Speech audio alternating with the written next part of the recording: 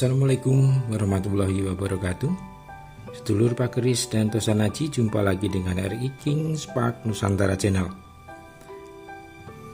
Kita akan melanjutkan pembahasan tentang Geger Tosanaji Pusaka Sang Pangeran Jilid 2. Bagi yang belum menyaksikan tayangan yang jilid pertama, bisa dilihat pada tayangan saya sebelumnya dengan judul yang sama tapi jilid 1.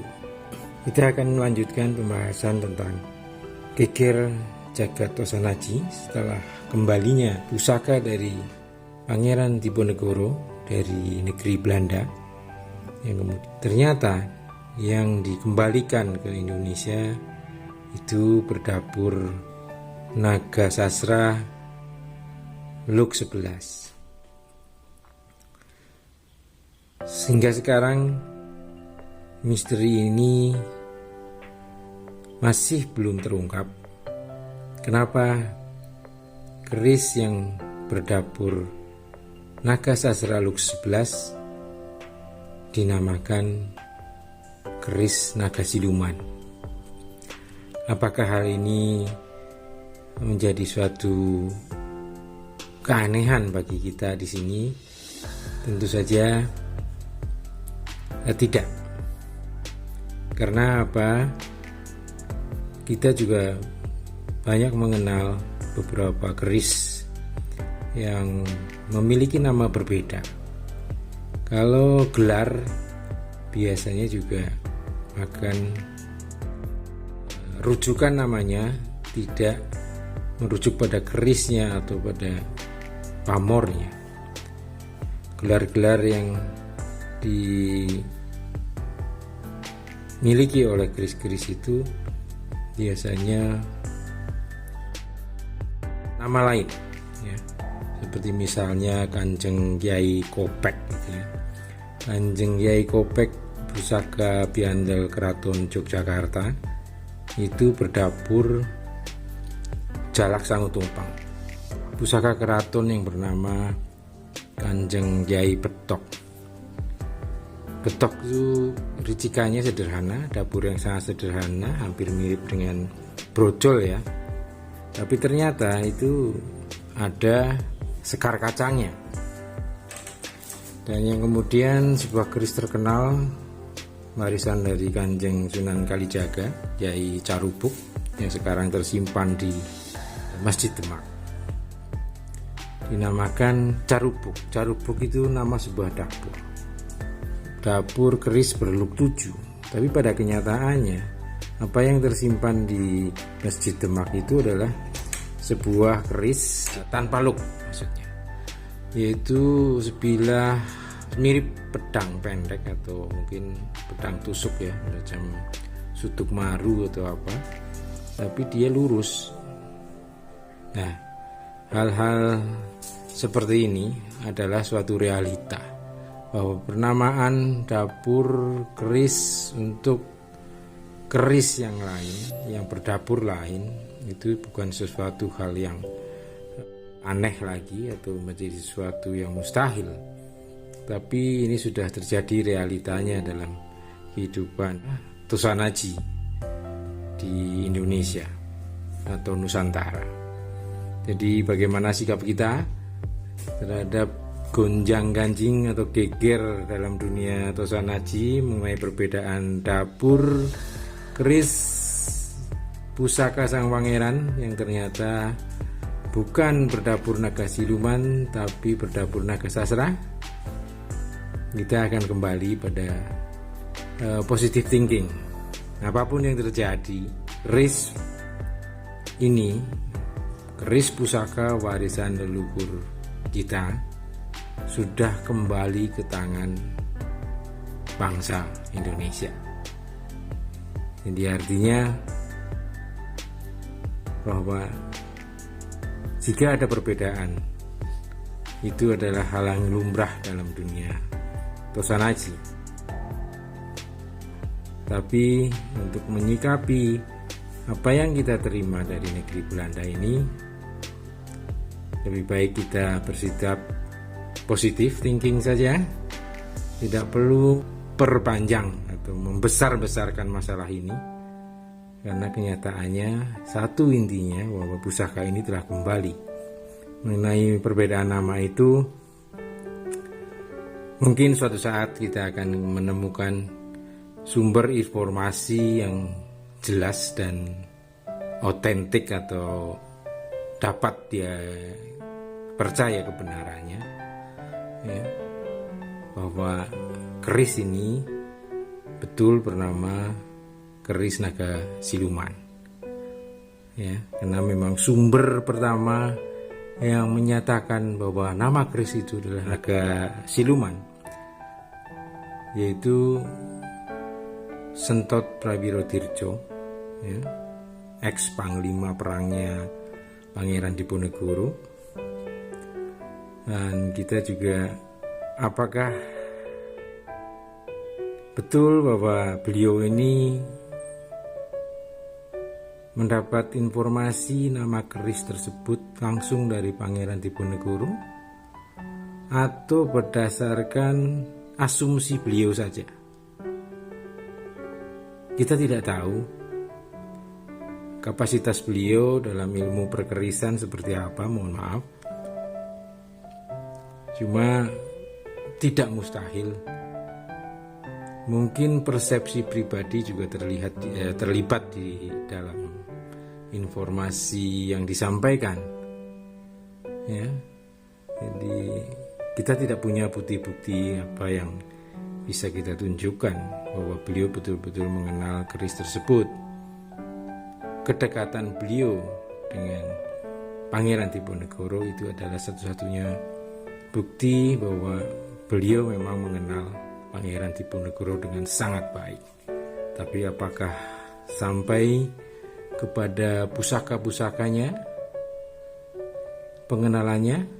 Karena informasi dari keturunan keluarga Pangeran Diponegoro bahwa beliau ini termasuk salah seorang yang tertutup mengenai kehidupan pribadi, ya, terutama masalah apalagi pusaka. Pusaka-pusaka ini tentu menjadi hal yang sangat istimewa bagi Pangeran Diponegoro dan tidak sembarangan untuk diceritakan atau disampaikan kepada orang yang tidak berkepentingan dalam hal itu. Makanya masih banyak misterinya di sana. Tapi kita harus pandai menyikapi bahwa apapun yang terjadi, realitanya satu, perbedaan nama keris dengan nama dapur adalah hal yang sudah terjadi dan dapat terjadi. Dan yang kedua, realitanya pusaka warisan leluhur sudah kembali dari negeri Belanda setelah 189 tahun. Itu menjadi hal yang patut kita syukuri, bahwa kita mengenal apa yang menjadi sebuah pusaka, ya. Kita mengenal sebuah pusaka yang menjadi bagian dari sejarah bangsa ini.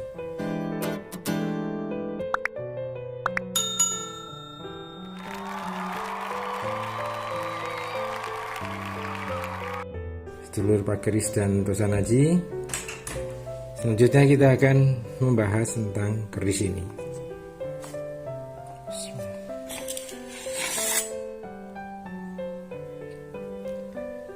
Keris naga siluman. Keris naga siluman, dapur keris yang terlibat dalam geger jagat Tosanaji, ya, sudah kita sampaikan dalam jilid pertama bentuknya seperti apa. Saya ingin membahas tentang keris ini secara spesial, bahwa ini koleksi saya, ya, sebuah keris dengan dapur naga siluman, lengkap ricikannya sudah kita sampaikan, Dan looknya 13, pamornya ini masuk ke Pendaringan Kebak. Mengenai dapur naga siluman, filosofinya adalah sebagai berikut. Badan naga yang menghilang pada bilah keris ini dapat dimaknai sebagai himbauan agar manusia dalam menjalani hidup ini harus bisa mengendalikan hawa nafsunya yang berupa kekuasaan, kemewahan, atau kekayaan. Sebagai seorang pemimpin tidak boleh bertindak sewenang-wenang, karena apa yang dimilikinya sejatinya adalah cuma sampiraning urip atau titipan sementara. Biasanya di mulut naga itu ada disumpal oleh butiran emas atau batu mulia. Itu dimaksudkan untuk meredam kekuatan negatif atau hawa panas dari keris naga siluman tersebut. Namun bisa juga diartikan itu bahwa itu adalah suatu pesan bahwa disumpalnya mulut naga menggunakan emas atau putih mulia adalah bahwa manusia harus mampu mengendalikan ucapannya. Masyarakat Jawa mengenal ungkapan yang berbunyi ajining diri soko kedaling lati, ya artinya kehormatan diri seorang berasal dari ucapan atau kata-katanya. Pamor Pendaringan Kebak. Pendaringan Kebak selalu merujuk pada kerejekian. Pendaringan tempat menyimpan beras, ya. Kebak itu penuh. Dia artinya orang yang memegang pamor kebak pendaringan diharapkan rezekinya berlimpah sehingga dia bisa berbagi dengan sesamanya. Kemudian tentang tangguh. Tangguh dari keris ini, ya, dengan melihat ciri-ciri dari bilah, maksudnya warna bilah, kemudian tata garapnya, ya, gradasi warnanya, warna pamornya, dan tipe tipikal dari pamornya. Seorang senior menangguh estimasi adalah tangguh Pajajaran.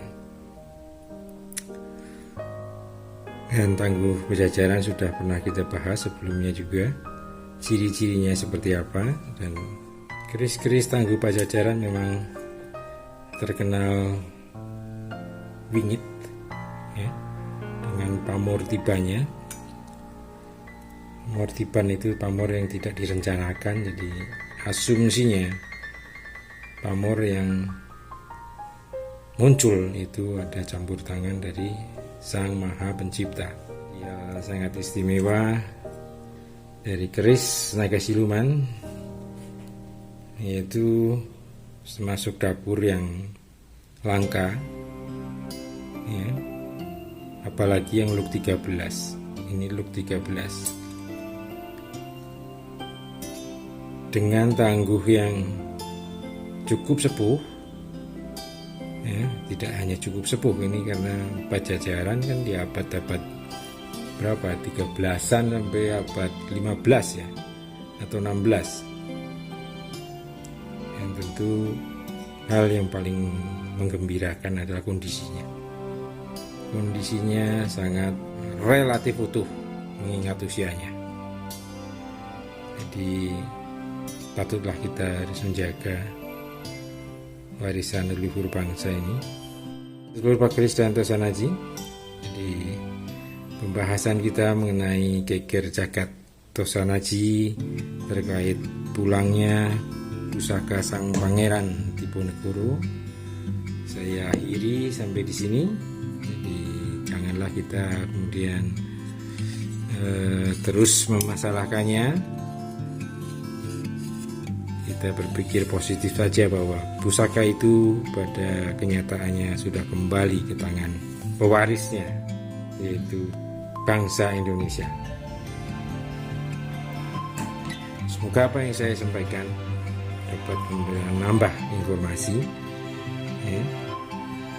Ada manfaat-manfaat yang bisa diambil, karena tujuan saya sharing informasi ini adalah untuk mengenalkan pada generasi muda, pada para pemula yang ingin mengenal Tosanaji, ya. Nah, saya juga masih belajar, kita belajar bersama. Belajar ini tidak pernah, bukan proses yang bisa berhenti atau maksimal berhenti pada satu titik, enggak.